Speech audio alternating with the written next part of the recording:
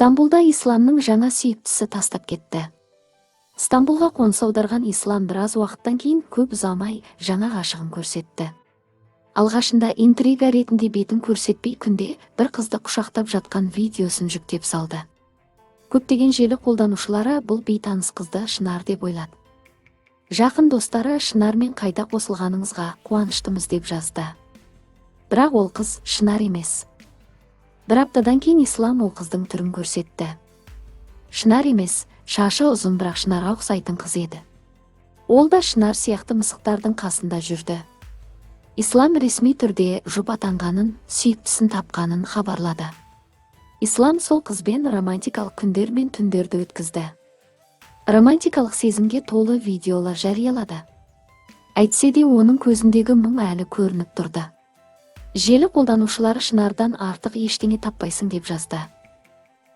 Бірақ оның қуанышы ұзаққа бармады. Ислам бұл қызға алданып қалды. Ал, достар. Бұл да бір жақсы дүние шығар, мен алданып қалдым. Қабылдаймын, көтеремін деген секілді мәселелер ғой. Көзіне жасалған ислам бұл туралы пост жазып, мен алдандым деді.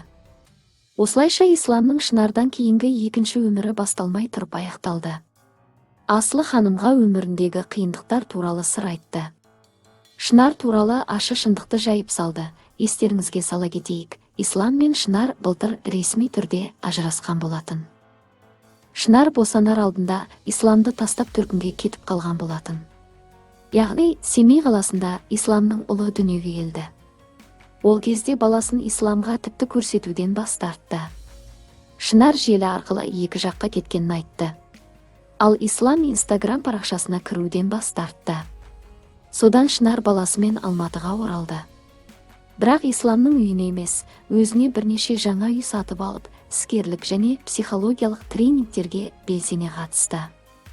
Жақында ғана Шынар Исламның ұлының 1 жасар тұсаукесер тойын дүркіретіп өткізді. Исламды тойға шақырмаған. Осы тұсаукесер тойдан кейін Ислам Түркияның Стамбул қаласына қоныс аударады. Қазір Стамбулда да Ислам сәтсіздікке ұшырады. Қалай болғанда да олар қандай жолды таңдайды, олардың жеке өмірі мен таңдауы.